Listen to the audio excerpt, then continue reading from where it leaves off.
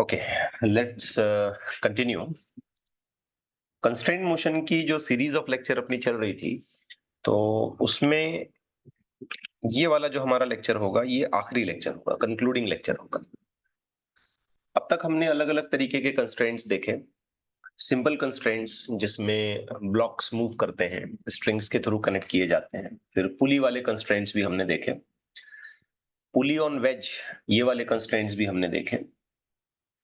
और अलग अलग शॉर्ट ट्रिक्स किसी भी गिवन पर्टिकुलर सिचुएशन में हम कैसे अप्लाई कर सकते हैं, उनके मेथड्स क्या हो सकते हैं, इस पर हमने बात की। अब इस सीरीज में या इसी सीक्वेंस में एक आखिरी एलिमेंट आता है जिसे डिस्कस करना बहुत जरूरी है, और वो है वेज कंस्ट्रेंट। वेज कंस्ट्रेंट में हम कोई स्ट्रिंग वगैरह यूज नहीं करते हैं आमतौर पे, बस वेज और ब्लॉक्स के अरेंजमेंट को हम एक दूसरे की कंस्ट्रेंट कंडीशन में मूव कराते हैं। और कंस्ट्रेंट मोशंस को अच्छे से समझना इसलिए भी जरूरी है कि जब हम Newton's laws of motion apply करेंगे मूविंग बॉडीज पर, डायनामिक्स जिसे हम कहते हैं, तो हमें इक्वेशन बनाने आना चाहिए कि भाई वेलोसिटीज की इक्वेशंस क्या हो सकती हैं, डिस्प्लेसमेंट्स की क्या हो सकती हैं, एक्सेलरेशंस की क्या हो सकती हैं। तो वो सारी इक्वेशंस हम कंस्ट्रेंट कंडीशन पर ही बनाते हैं। तो आइए कंटिन्यू करते हैं वेज कंस्ट्रेंट से। अब मैं डायरेक्ट एग्जांपल पर न जाते हुए आपको पहले कुछ फंडामेंटल्स क्लियर कराना चाहता हूं। एक बार हमारे ये फंडामेंटल्स क्लियर हो जाते हैं तो फिर हम वेज कंस्ट्रेंट्स की कंडीशन को आसानी से एक्सप्लोर कर सकते हैं। सपोज एक पहली सिचुएशन में आपके सामने रखता हूं जिसमें हमारे पास एक ऐसा बड़ा सा प्लैंक है, या मान लीजिए एक बड़ा सा ब्लॉक है, ठीक है, लाइक दिस। और इस पर let's label this block as A. इस ब्लॉक पर दो और अलग अलग ब्लॉक्स रखे गए हैं, लाइक दिस, ये एक और ये एक। Let's imagine it like this. Let's consider this block is B and the another one is C. ऐसे सोचते हैं कि ये जो ए ब्लॉक है ना, ये ऐसे यूं आगे जा रहा है with a certain velocity V A, so as C भी ऐसे आगे जा रहा है with a certain velocity V C, और बी जो है वो इधर जा रहा है with a certain velocity V B. अब बी ब्लॉक की जो वेलोसिटी वी बी मैं बता रहा हूं ना, ये इस प्लैंक के रेफरेंस में है। मतलब कोई बंदा अगर प्लैंक पे खड़े होकर बी को मूव होता हुआ देखे तो वो वीबी से चल रहा है ऐसे। और कोई बंदा अगर प्लैंक पे खड़े होकर सी को मूव होता हुआ देखे तो वो भी सी से चल रहा है। अब इनफैक्ट यहाँ पे ए खुद आगे जा रहा है, ए का भी अपना खुद का मोशन हो रहा है। तो मैं बस आपको एक छोटी सी कंडीशन समझाना चाह रहा हूं, एक पहली कंडीशन जिसे समझ लें कि कोई एक थर्ड पर्सन ऑब्जर्वर बिल्कुल बाहर खड़ा हुआ है, प्लैंक पे नहीं खड़ा है वो। इसे हम कहेंगे the observer is standing on ground. तो ग्राउंड से वो ये मूव होता हुआ देख रहा है, इन चीजों को मूव होता हुआ देख रहा है ग्राउंड के रेफरेंस में। तो ग्राउंड के रेफरेंस में अगर वो इस ए ब्लॉक को देखेगा ना, तो उसे ये नजर आएगा कि ये एक पूरा प्लैंक बी और सी दोनों ब्लॉक्स को लेते हुए आगे राइट डायरेक्शन में जा रहा है विद अ वेलोसिटी वी। बिल्कुल वैसे जैसे कोई एक ट्रेन का डब्बा है मान लो, और ट्रेन यूं आगे जा रही है और ये ट्रेन के अंदर कोई पैसेंजर्स हैं जो इधर उधर मूव कर रहे हैं। तो इस ग्राउंड पे खड़े हुए बंदे को क्या दिखेगा, ये पूरा ट्रेन का कोच वी से इतनी वेलोसिटी से आगे जा रहा है और ट्रेन के कोच के अंदर ये छोटे छोटे ऑब्जेक्ट्स जो है ये मूव कर रहे हैं। तो ए पर कोई खास फर्क नहीं पड़ता। लेकिन अगर हम ये समझें या इसको एनालाइज करने की कोशिश करें कि ग्राउंड फ्रेम में बी की वेलोसिटी कितनी है, ठीक है, बी की velocity in ground frame, velocity of block be in ground frame. ये जी का मतलब यहाँ पे ग्राउंड फ्रेम है, मतलब ग्राउंड पे खड़े होकर बी को मूव होता देखे। तो हम कैसे निकालेंगे? यस, कुछ इसका हिंट। तो अभी इस बात है बच्चों, हम यहां पे ये देखेंगे कि ए के अपने मोशन में बी का मोशन उसके ऊपर हो रहा है। तो एक काइंड ऑफ रिलेटिव कंडीशन यहां पे डेवलप करेंगे हम, है ना। ग्राउंड पे खड़े होकर जब देख रहे हो तो आप ये देखोगे ना कि ए मूव हो रहा है और उस पर बी मूव हो रहा है। समझे बात? यस। Yes. यानी कि आप यहाँ पे ऐसे करोगे, velocity of B as a vector minus velocity of A as a vector, ये सारा कुछ अगर हम वेक्टर में लें तो, सब कुछ अगर हम वेक्टर में लें तो यूं निकालेंगे। समझ आ रही है बात? और उसी यस सर। तरीके से अगर हम सी की वेलोसिटी निकालना चाहते हैं ग्राउंड फ्रेम में, velocity of C with reference to ground frame, तो हम ऐसे करेंगे, velocity of C itself minus velocity of A itself, ऐसे देखेंगे। अब अगर हम ये वेक्टर्स हटा देते हैं तो हम इनको साइन कन्वेंशन के साथ यहाँ पे पुट अप कर सकते हैं कि भाई जो चीज राइट की तरफ जा रही है हम उसको पॉजिटिव मानेंगे और जो चीज लेफ्ट की तरफ जा रही है हम उसको नेगेटिव मानेंगे, तो अकॉर्डिंगली हमको इसके आंसर्स मिल सकते हैं। तो इसमें इतनी कोई खास बात नहीं है, ये बिल्कुल सीधा सीधा कैलकुलेशन है, ओके, स्ट्रेट फॉरवर्ड जिसे हम कहें।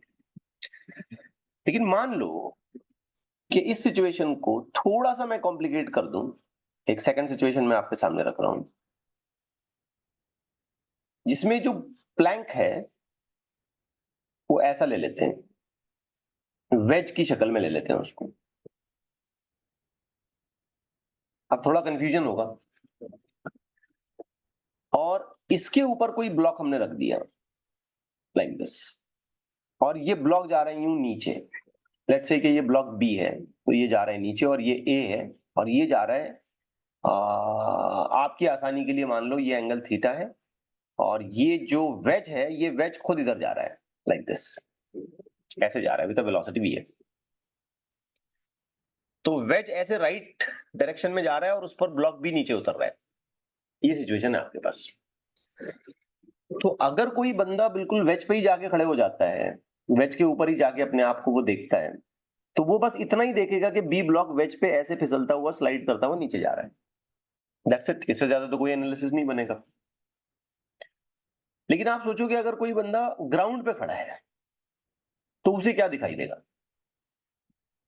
उसे ये दिखाई देगा कि ये पूरा system, this wedge and this block B, both of them are moving to the right, और उस राइट मोशन के होने के साथ साथ साइमल्टेनियसली ब्लॉक बी नीचे भी उतर रहा है। ठीक हो रही है बात? तो अगर हम यहाँ पे बी के लिए एक छोटा सा पॉइंट कंसिडर कर लें, देखो ये वाला पॉइंट, तो जानते हो इस पॉइंट के पास दो अलग अलग वेलोसिटीज कैसे आएंगे? एक तो ये वाली आ जाएगी जो कि आप कह सकते हो वीबी है, और दूसरी जो वेलोसिटी इसको मिलेगी ना वो ऐसी वाली मिलेगी जो कि वीए है। अब आई कि नहीं आई एक साथ दो वेलोसिटीज? Yes sir. क्योंकि ये पूरा सिस्टम आगे जा रहा है और ये नीचे भी उतर रहा है, तो इसके आगे जाने को भी मुझे दिखाना पड़ेगा और इसके नीचे उतरने को भी दिखाना पड़ेगा, अगर मैं ग्राउंड से खड़े होकर ये सब कुछ देख रहा हूं तो फिर एक्चुअल में ग्राउंड के फ्रेम में बी की नेट वेलोसिटी कैसे निकाली जाएगी? तो इसका आंसर बड़ा सिंपल है बच्चों।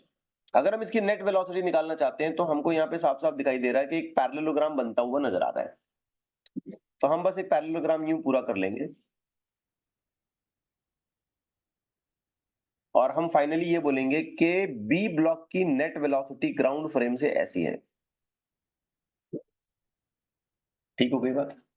और चलो फिलहाल उसको नाम दे देते हैं वी।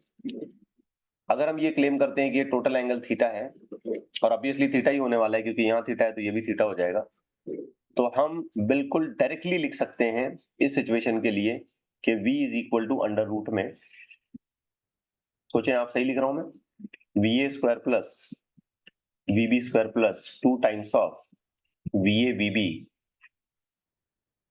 Cos theta.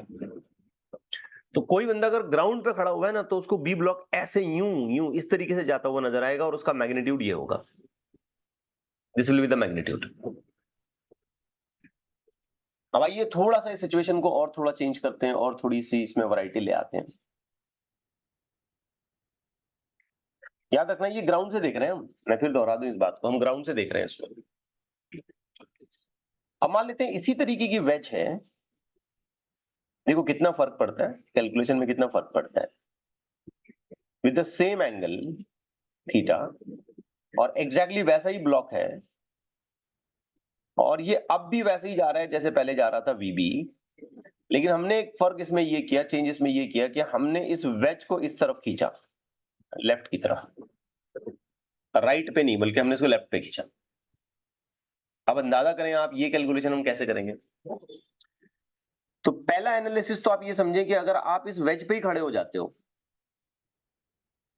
ठीक है, तो वेज जहां जाए क्या फर्क पड़ता है, आप ब्लॉक बी को जब देखोगे तो वो तो ऐसे नीचे उतर रहा है, दैट्स इट, इससे ज्यादा तो कुछ नहीं, अगर आप वेज पे ही खड़े हो जाते हो तो। करेक्ट हो रही है बात। Yes sir. यस। लेकिन अगर आप ग्राउंड पे खड़े हो जाते हो, बाहर, सिस्टम से बाहर, तो आपको ये नजर आएगा कि ये पूरी सिस्टम, ये वेज और ये ब्लॉक, ये सब कुछ किस तरफ मूव कर रहा है, लेफ्ट की तरफ। और ये लेफ्ट की तरफ मूव होते हुए साइमल्टेनियसली ये ब्लॉक नीचे भी उतर रहा है, ठीक है। तो अगर इस ब्लॉक बी पर मैं एक छोटा सा पॉइंट लगा दूं, ये मैंने ब्लैक कलर का छोटा सा पॉइंट लगाया, ये इधर आया, तो आप सोचें इसके पास कौन कौन सी वेलोसिटीज हो सकती हैं, तो इसका आंसर बड़ा सिंपल है। एक वेलोसिटी तो ये है जो नीचे की तरफ उतर रही है, ये VB है, और दूसरी जो वेलोसिटी इसको मिलने वाली है वो ये वाली मिलने वाली है, और ये VA है। करेक्ट है, क्योंकि ये पॉइंट अगर मैं थोड़ी देर के बाद देखूं तो नीचे जरूर उतरा होगा लेकिन आगे भी गया होगा, या आगे जा सकता है, यू में से। करेक्ट हो रही है बात। यस। और यहां हल्की सी ज्योमेट्री अगर मैं यूज करता हूं तो इस एंगल को मैं बड़ी आसानी से प्रूव कर सकता हूं कि ये एंगल हो जाएगा 180 माइनस थीटा। ठीक है, ये एंगल 180 माइनस थीटा हो जाएगा, इजीली मैं इस बात को प्रूव कर सकता हूं। सिंपल सी ज्योमेट्री है, क्योंकि ये हॉरिजॉन्टल से आप ये वाला एंगल देखोगे तो ये थीटा हो जाएगा, ये रिमेनिंग एंगल हो जाएगा 180 माइनस थीटा। ये हॉरिजॉन्टल आप यहां लगा दो ऐसे, तो थीटा, तो बचा हुआ 180 माइनस थीटा। अब हमको नेट वैल्यू निकालनी है, तो अगर मुझे नेट वैल्यू निकालनी है तो मुझे सबसे पहले इसका रिस्पेक्टिव पैरेललोग्राम पूरा करना पड़ेगा। ये इसका पैरेललोग्राम पूरा हो रहा है ऐसे और ऐसे, ठीक है। थोड़ा सा और करेक्ट अप्रोच में बना दें इसको,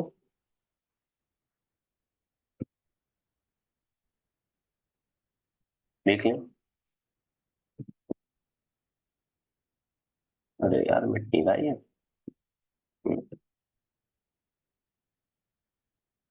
तो इसको करेक्टली अगर हम बनाएं तो इसका पैरेललोग्राम ये हमें करना पड़ेगा यूं, और फाइनली यूं। तो आप सोचें इसका जो रिजल्टेंट वेलोसिटी हम एक्सपेक्ट करेंगे ना, एक्चुअल में वो ऐसा होगा। लेट्स से कि ये V है, तब आपको क्या लगता है मैं V कैसे लिखूं, बोले आप। अंडर रूट में आ जाएगा, VA का स्क्वायर प्लस VB का square plus 2 times of VA VB cos, angle हमें लेना पड़ेगा 180 माइनस थीटा। अब यहां पे होता ये है कि ये कॉस 180 माइनस थीटा जो है ना, ट्रिग्नोमेट्री के रूल के हिसाब से ये बन जाता है माइनस कॉस थीटा। तो फिर हमें V की नेट वैल्यू जो मिल रही होगी इस सिचुएशन में वो ऐसी मिलेगी, VA square plus VB square minus 2 VA VB cos theta, minus 2 VA VB cos theta. ये हमको नेट वैल्यू मिलेगी, VA VB cos थीटा, ये नेट वैल्यू होगी। अब कितना फर्क पड़ा देखो, अब इस जगह पे खाली ये वेज आगे पुश कर रहे हैं तो आंसर ये आया, और अगर वेज पीछे पुश किया तो आंसर ये आया। अब ये कंडीशंस आपने याद रखनी है, इसमें ज्यादा बहुत परेशान होने की जरूरत नहीं है आपको, ठीक है ना। इन कंडीशंस को याद रखने का, क्योंकि जब हम Newton's laws of motion apply कर रहे होंगे तो इस तरीके की कई सिचुएशंस हमारे सामने आएंगी, तो उस वक्त आप दोबारा एनालिसिस नहीं करते बैठना। आपने बस देखना है कि यार ये वाली सिचुएशन आती है तो ये फॉर्मूला आता है, ये वाली सिचुएशन आती है तो ये फॉर्मूला आता है, दैट्स इट। अब मैं आपको इसमें एक मजेदार बात बताता हूँ, इंटरेस्टिंग बात, बहुत इंटरेस्टिंग है, ध्यान से सुनना। सपोज कि ये जो VA है इसकी कुछ वैल्यू है अपनी, और ये जो VB है इसकी भी अपनी कुछ वैल्यू है मान लो। अब कितनी वैल्यू है ये बाद में देखेंगे। तो मैं क्या करता हूं, वीबी के दो कंपोनेंट बना देता हूं। ऐसा पैरेललोग्राम निकालने से बेटर है कि मैं वीबी के दो कंपोनेंट बना दूं। एक कंपोनेंट मुझे यहां मिल सकता है और ये वाला कंपोनेंट थीटा के हिसाब से मैं लिख सकता हूं वीबी कॉस थीटा, और दूसरा कंपोनेंट मुझे यहां मिलेगा। आप अगर सोचें तो क्या मिलेगा, वीबी साइन थीटा। Fine. अब किसी गिवन सिचुएशन में ऐसा हो जाता है कि वीए का वैल्यू और वीबी कॉस थीटा की वैल्यू सेम हो जाती है। ये स्पेशल कंडीशन है। ऐसा हो सकता है कि मान लो वीए भी 10 आ गया और वीबी कॉस थीटा भी 10 आ गया। फॉर एग्जांपल ये एंगल 60 डिग्री है और वीबी इज 20 एंड वीए इज 10। तो 60 डिग्री के लिए 20 के हिसाब से cos 60 लोगे तो आंसर 10 आएगा। अब आप सोचो इस पॉइंट पर, ये जो पॉइंट रेफर कर रहे हैं हम, इस पर राइट की तरफ 10 आया और लेफ्ट की तरफ 10 आया, तो दोनों ने आपस में क्या किया, Cancel. कैंसिल हो गए। बहुत बढ़िया। तो फिर बचा कौन, VB sin theta. मतलब ग्राउंड पे खड़े हुए बंदे को ये ब्लॉक लिटरली ऐसा सीधा नीचे गिरते हुए दिखाई देगा। लिटरली उसको ऐसा लगेगा कि ब्लॉक नीचे गिर रहा है, हालांकि वो वेज पे स्लाइड कर रहा है, लेकिन ऐसा उसको फील होगा, ऐसा उसको लगेगा कि ब्लॉक नीचे गिर रहा है, क्योंकि ये जितना उसको आगे ले जा रहा है वीबी कॉस थीटा उसको उतना ही पीछे खींच रहा है। तो फाइनली ऐसा लगेगा कि ब्लॉक नीचे गिर रहा है। लेकिन स्पेशल कंडीशन पे, जब वीए और वीबी कॉस थीटा इक्वल होंगे तभी। जैसे मैं इसको समझाने के लिए एक छोटा सा डायग्राम बनाता हूं, आप जरा इसको समझने की कोशिश करें कि ये अपना वेज है, ठीक है, और ये वाला जो है ना अपना ब्लॉक है। मान लो ये वाली हाइट पे ब्लॉक है। अब धीरे धीरे क्या हो रहा है कि ब्लॉक नीचे उतर रहा है और वेज आगे जा रहा है।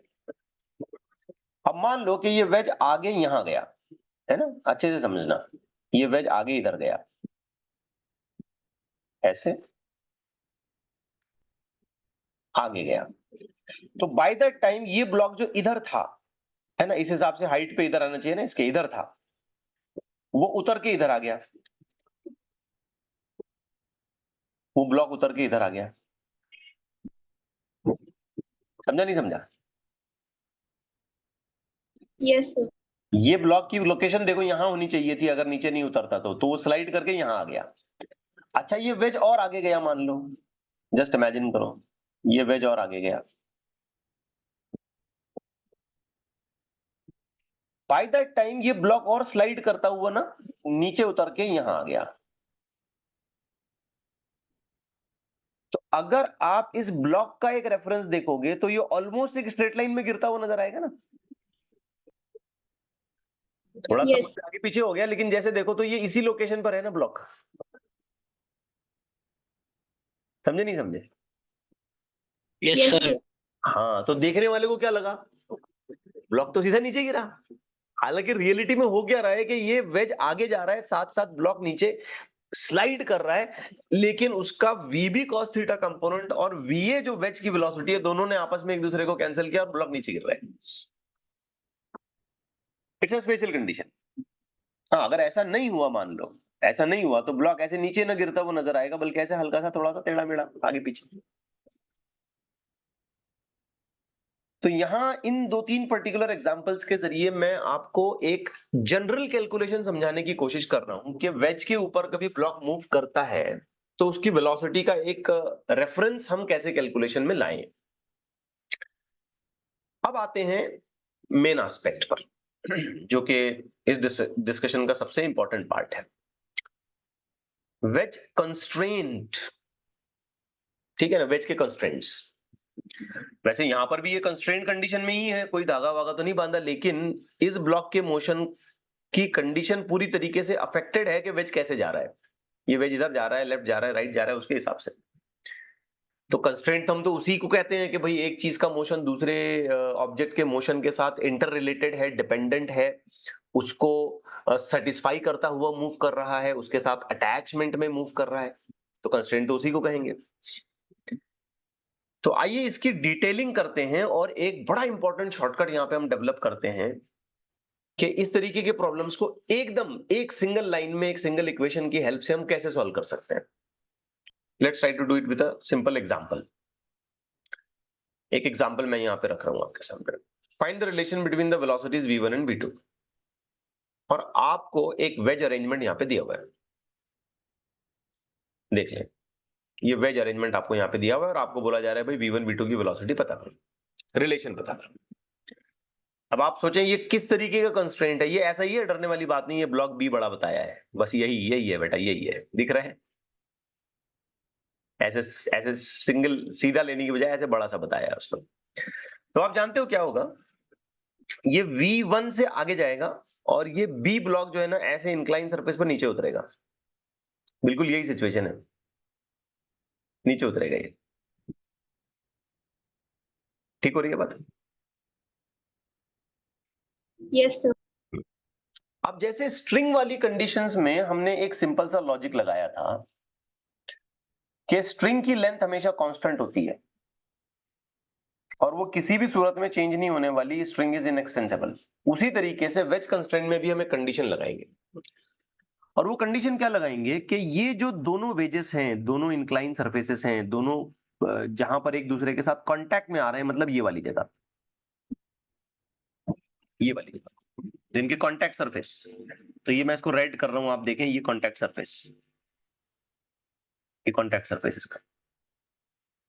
तो रूल क्या है कि कांटेक्ट सरफेस पर वेलोसिटीज के कंपोनेंट्स हमेशा इक्वल होंगे, रूल याद रखें, इसको सॉल्व करने का रूल याद रखें।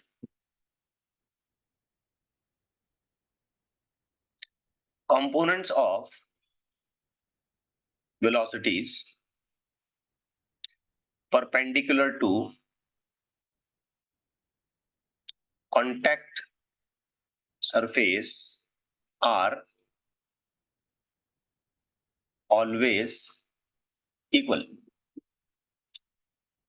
ठीक है, रूल याद रख लें आप ये।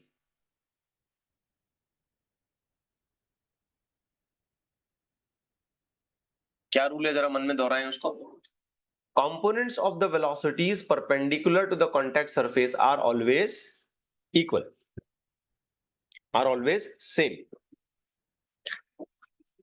ठीक है ना। How to handle this situation, मैं इसमें बहुत ज्यादा एग्जांपल नहीं लेने वाला हूं, लेकिन जो भी 1 2 3 एग्जांपल मैं आपको लूंगा वो सफिशिएंट हो जाएंगे कंसेप्ट की क्लियरिटी के लिए। अब इस सिचुएशन को हैंडल कैसे करें, तो देखो बेटा, ये वाला जो है ना अपना सरफेस कांटेक्ट वाला सरफेस है, हल्का सा मैं ऐसे तिरछा बना रहा हूं यहाँ पे, रेड वाला ये। तो आप क्या करें, एक पॉइंट इस कांटेक्ट सरफेस के ऊपर बना दें और दूसरा पॉइंट इस कांटेक्ट सरफेस के नीचे बना दें, आप जस्ट ऊपर नीचे, यानी कि एक इधर और एक इधर। करेक्ट हो रही है बात? Yes, sir. आ गया समझ में ठीक से? अब आप देखें कि इस कांटेक्ट सरफेस पर जो पॉइंट्स हमने बनाए हैं उनकी वेलोसिटीज कैसी कैसी हैं।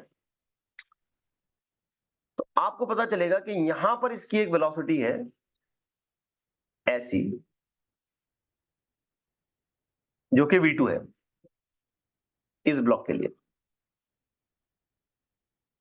और यहां पर इसकी एक वेलोसिटी है कुछ ऐसी, जो कि v1 के लिए है। समझा नहीं समझा? Yes, sir. अब ये मैंने कोई खास काम नहीं किया, बिल्कुल जो है मैंने उसको थोड़ा सा सिंप्लीफाई करके बना दिया। अब आते हैं हमारे रूल पर। तो रूल कहता है कि भाई इन वेलोसिटीज के कंपोनेंट्स फाइंड आउट करो, कंपोनेंट्स तलाश करो इनके, लेकिन ये कंपोनेंट्स कहां फाइंड आउट करोगे? Perpendicular to the contact surface, मतलब हमें सबसे पहले कॉन्टैक्ट सरफेस के ऊपर एक पहले परपेंडिकुलर बना लेना चाहिए। तो ये जो ब्लू कलर की लाइन में बना रहा हूं, ये कॉन्टैक्ट सरफेस पर मान लो परपेंडिकुलर है, ये कॉन्टैक्ट सरफेस पर परपेंडिकुलर हो गई, देखा?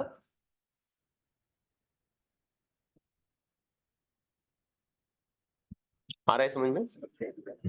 Yes, sir. Yes, sir. Yes, sir. Angles identify करोगे तो आप कंपोनेंट्स भी आराम से निकाल पाओगे। तो एंगल्स अगर हम चेक करें, एंगल्स अगर हम चेक करें तो ये देखो, ये ऐसे नीचे था यहाँ पे, लाइक दिस, है ना। इसको परपेंडिकुलर तो इधर बना था, ये ऐसे। अगर मैं ठीक तरीके से काम करूंगा तो ये हो जाएगा 90, ये हो जाएगा 90 माइनस थीटा, तो श्योरली ये हो जाएगा थीटा, करेक्ट। Yes, sir. जो लाइन है ये भी Yes, sir. परपेंडिकुलर है ना, ये तो इस सरफेस पे परपेंडिकुलर है। अब परपेंडिकुलर में से आधा अगर 90 माइनस थीटा चला गया तो बचा थीटा। अच्छा, यहाँ 90 माइनस थीटा कैसे आया? तो ये 90 है, ये थीटा है, तो ये 90 माइनस थीटा है। ओवरऑल कैलकुलेशन तो समझ में आता है? Yes sir. क्योंकि ये ट्राइंगल के अंदर सब कुछ मिला जुला के तो 180 होना है। तो this is 90, this is theta, then this is 90 minus theta, it can be easily proved. फिर उसके बाद ये परपेंडिकुलर लाइन मैंने यहाँ बनाई, तो ये थीटा, बिकॉज ये 90 माइनस थीटा है। आप सोचें, आप ये जिस कंपोनेंट के बारे में हम बात करना चाह रहे हैं वो यहाँ पे बना रहा है थीटा, तो ये V2 का कंपोनेंट इधर कितना आएगा? V2 Cos theta. शाबाश, V2 cos theta, of course. अब हमारे पास एक और वेलोसिटी ऐसी है, तो ये एंगल कितना होगा जानते हो? 90 माइनस थीटा, क्योंकि यहां से लेके यहां तक ऐसे टोटल 90, उसमें का थीटा गया, यहां से लेके यहां तक टोटल 90, उसमें का थीटा गया, तो बचा कितना? 90 minus theta. तो यहां बच गया Yes. 90, ये मैं बना रहा हूं 90 माइनस थीटा।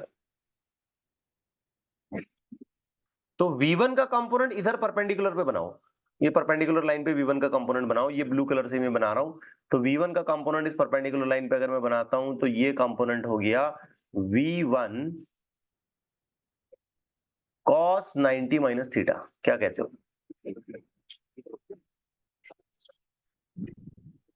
ठीक है। Yes, sir. अब रूल के हिसाब से इस परपेंडिकुलर पर आने वाले सारे कंपोनेंट कैसे होने चाहिए? इक्वल। इक्वल होने चाहिए। आप सोच सकते हैं कि ऐसा रूल क्यों बनाया सर, क्या आपकी मर्जी चल रही है, कुछ भी रूल बना रहे हो क्या? नहीं, अगर ये इक्वल नहीं हुए ना, तो एक की स्पीड ज्यादा और दूसरे की अगर कम हुई ना, तो ये वेज एक दूसरे के अंदर घुस जाएंगे, सरफेस एक दूसरे के अंदर घुस जाएगा। और ऐसा होने वाला नहीं है, ये रिजिड बॉडीज हैं, ये सख्त हैं बॉडीज, रिजिड है, ये एक दूसरे के अंदर नहीं घुसेंगी, बस एक दूसरे को टच करते हुए मूव करेंगी। तो अगर एक दूसरे के अंदर उनको पेनिट्रेट नहीं करना है, एक दूसरे के अंदर नहीं घुसना है, सरफेस को तोड़ना फोड़ना नहीं है, तो वेलोसिटीज के components along the line perpendicular to the contact surface should be same. तो by this rule हम क्या लिख सकते हैं? V1 cos 90 minus theta is equal to V2 cos theta. Now cos 90 minus theta is nothing but sin theta, and on the other side is equal to V2 cos theta. आपको answer मिलता है V1 by V2 is equal to cos theta upon sin theta. Therefore V1 by V2 is equal to tan theta. cot theta. tan कहां से? cos by sin आ रहा है, तो ये हो गया आपका फाइनल आंसर। आप चाहो तो इसको और थोड़ा सा रीअरेंज करके ऐसे लिख सकते हो, V1 is equal to V2 cot theta. ठीक, now just for your understanding मैं ये डायग्राम फिर एक बार आपके सामने एक्सप्लेन करता हूं, केयरफुली समझना। ये ऐसा इंक्लाइन प्लेन था, दो डॉट्स बना लें बिल्कुल, एक इधर और एक इधर। ये समझ लें कि हमको एक ऐसी लाइन बनानी है जो कांटेक्ट सरफेस पर परपेंडिकुलर है, तो ये ब्लू वाली लाइन कांटेक्ट सरफेस पर परपेंडिकुलर है। आप सोचें, ये जो ऊपर वाला डॉट है ये चल रहा है नीचे विद अ वेलोसिटी v1, और ये जो साइड वाला डॉट है ये जा रहा है इधर विद अ वेलोसिटी v1, और ये जो पहली वाली वेलोसिटी है ये v1 नहीं है बल्कि v2 है। ठीक हो गई बात यहां तक? यस। Yes, sir. अब हमने क्या Yes, किया? sir. हमने क्या किया? V2 का एक कंपोनेंट इस तरफ निकाला और V1 का एक कंपोनेंट इस तरफ निकाला। इस तरफ इसलिए निकाला क्योंकि हम एक ऐसे कंपोनेंट को सर्च कर रहे हैं जो कॉन्टैक्ट सरफेस को परपेंडिकुलर। ठीक हो गई बात? Yes. ओके। अब एक काम करें आप,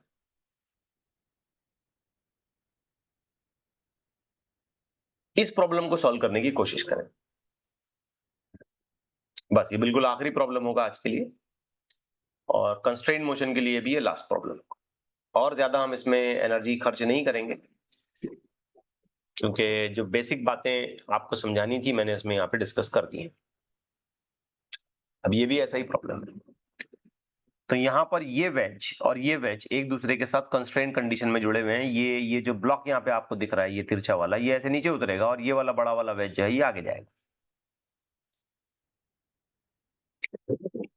बस कोशिश करें, देखें क्या हो सकता है। तो कॉन्टैक्ट सरफेस ये है, एक पॉइंट इधर बना लें, एक पॉइंट इधर बना लें। चलिए डायग्राम को रिप्लिकेट करते हैं। ये हमारा कॉन्टैक्ट सरफेस, एक पॉइंट इधर, दूसरा पॉइंट इधर। पॉइंट इसलिए बनाना ताकि ये पॉइंट का मोशन इस पूरे ब्लॉक के मोशन को रिप्रेजेंट कर रहा है। अच्छा, अब ये वाला जो पॉइंट है जो कि मैंने यहां बनाया, ये क्या कर रहा है बता सकते हैं आप मुझे? यस,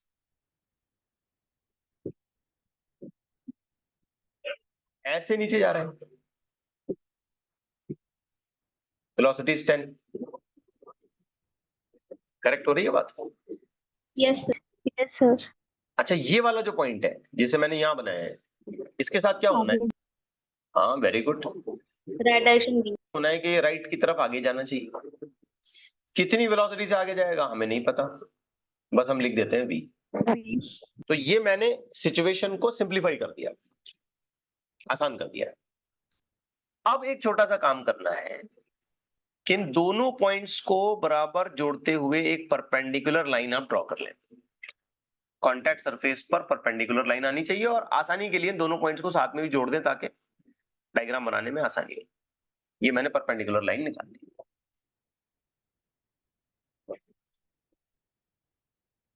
क्लियरिटी आ गई? Yes, sir. ठीक हो रहा है? अब एंगल्स तलाश करने पड़ेंगे। Angles are very important. यहाँ पे हमको एक एंगल दिया 37। करेक्ट एंगल अगर हम निकाल पाए तो ही ये कैलकुलेशन ठीक से होगा, नहीं तो फिर अटक गया। सोचें एंगल कैसे निकालें।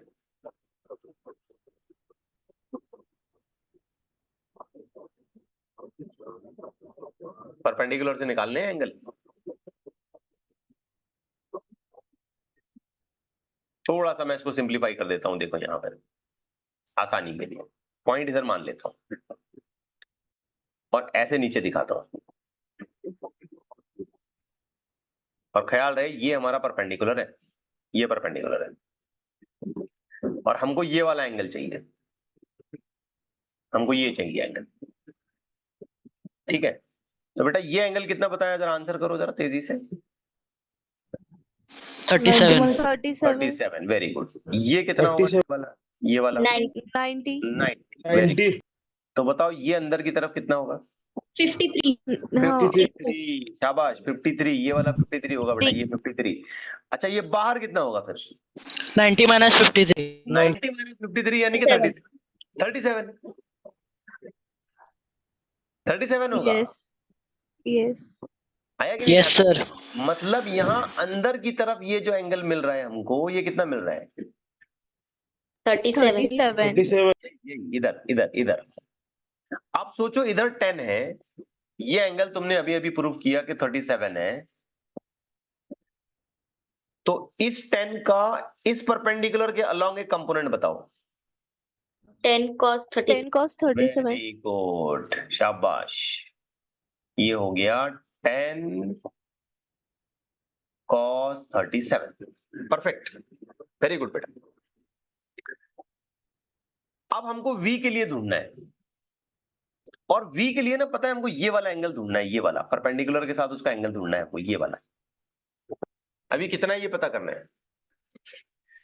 तो इसकी ज्योमेट्री को भी यहाँ पे मैं थोड़ा सा रिप्रेजेंट कर देता हूँ, यहाँ थोड़ा सा इसको मिटा देते हैं, इसकी ज्योमेट्री रिप्रेजेंट करने लग जाते हैं। आ जाओ। तो ये अपना पॉइंट था, याद रहे कि ये हमारी परपेंडिकुलर लाइन है, लाइक दिस, ऐसी हमारी परपेंडिकुलर लाइन है। ठीक है, यहां से अगर मैं इस ट्रायंगल को पूरा कर दूं तो तुम ऑलरेडी बोल चुके हो कि ये वाली चीज 37. 37 है। अब तुम फौरन आंसर कर पाओगे, v इधर है, तो सोचो v और इस वर्टिकल में कितना एंगल है? 53 डिग्री का मुझे बताओ, v और इस वर्टिकल में 90 डिग्री 90. उसमें का ये अंदर का 37 गया। 53 37 minus 90. वेरी गुड, 90 माइनस 37 यानी कि कितना? 50. 53 वेरी गुड, शाबाश। तो ये वाला एंगल हो गया 53। अब एंगल थोड़ा सा आपको काम करना पड़ेगा, क्लास 9 क्लास 8 एंगल्स ही एंगल्स होते हैं उसमें, इतना तो आपको काम करना पड़ेगा। अच्छा, अब इस v वाले का कंपोनेंट बना दो इधर, चलो। v cos V cos 53 53. इसका कंपोनेंट इधर आ जाएगा यूं, साथ में एक ब्लू और एक रेड है, ध्यान से देखना, v cos 53। अब रूल क्या कहता है कि इन वेलोसिटीज के कंपोनेंट जो अलोंग दी परपेंडिकुलर आ रहे हैं ये होने चाहिए सेम। ये सेम अगर नहीं हुए तो तुम ही सोचो, दो बॉडीज एक दूसरे को ऐसे यूं टच कर रही हैं, अगर परपेंडिकुलर कंपोनेंट सेम नहीं हुए तो ये एक दूसरे के अंदर घुस जाएंगी ना, एक दूसरे को तोड़ फोड़ देंगी ना। ऐसा तो Yes. नहीं होने वाला, ऐसा तो नहीं होने वाला, वो बिल्कुल टच होके स्मूथली चल रहे होंगे। तो अगर वो टच होके बराबर स्मूथली बराबर एक दूसरे को बिना तोड़े फोड़े, बिना एक दूसरे के अंदर घुसे सीधे चल रहे हैं, तो इसका मतलब है कि परपेंडिकुलर पर आने वाले कंपोनेंट सेम होने ही चाहिए। तो अगर ये सेम है तो आंसर v cos 53, यस बोले, v cos cos 53 53 is equals to 10 cos 30 is equal to 10 cos 37। अब तो 37. cos 53 कितना होता है? 3/5. 10 इंटू cos 37 क्या होता है? 4/5. ये 5 और ये 5 कैंसिल हो गया, और हमको मिला v is equal to 40/3 meter per second. Clear? ठीक है, 10 इंटू 4 40/3 आ गया answer. yes sir Yes, sir. तो इस तरीके से वेज कंस्ट्रेंट सॉल्व किए जा सकते हैं। अब आप अगर बुक्स देखते हैं या कुछ और रेफरेंस मटेरियल यूज करते हैं तो बहुत अलग अलग अप्रोचेस हैं, बड़े लंबे चौड़े कैलकुलेशंस बताए जाते हैं कि वो वेज एक्स डिस्टेंस आगे जाता है, ये वाई डिस्टेंस नीचे उतरता है, रिलेशन बनाओ, ये करो वो करो।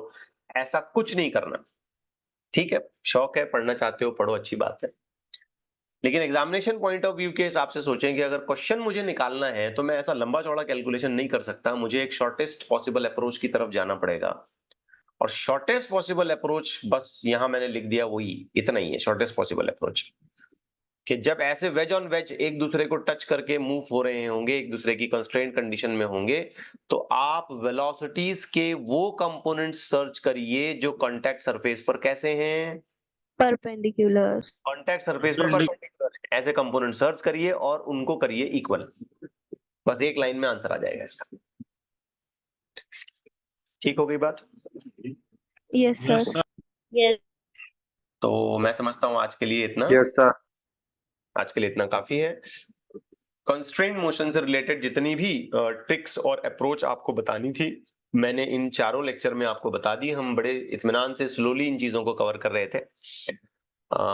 If needed you can review these lecture once again, आप इनको बार बार देखें और अपने खुद के नोट्स बनाएं, और जो शॉर्ट ट्रिक्स आपको बताई गई हैं उनको आप दिमाग में रखें, याद कर लें, इनफैक्ट उनको मेमोराइज कर लें, क्योंकि जब हम लॉज ऑफ मोशन से रिलेटेड प्रॉब्लम्स को सॉल्व करेंगे तो ये कंडीशंस वहां पर एक इंटरमीडिएट सॉल्यूशन या एक इंटरमीडिएट स्टेप की तरह यूज होगी। Okay, just sort out all the shortcut conditions which we have discussed in these 4 lectures and just make a single page note कि कौन सी कंडीशन पर क्या काम करना है और when needed प्रॉब्लम्स को सॉल्व करने के लिए आप उन्हें अप्लाई करें। ठीक, चलिए हम यहाँ पे रुक जाते हैं फिलहाल।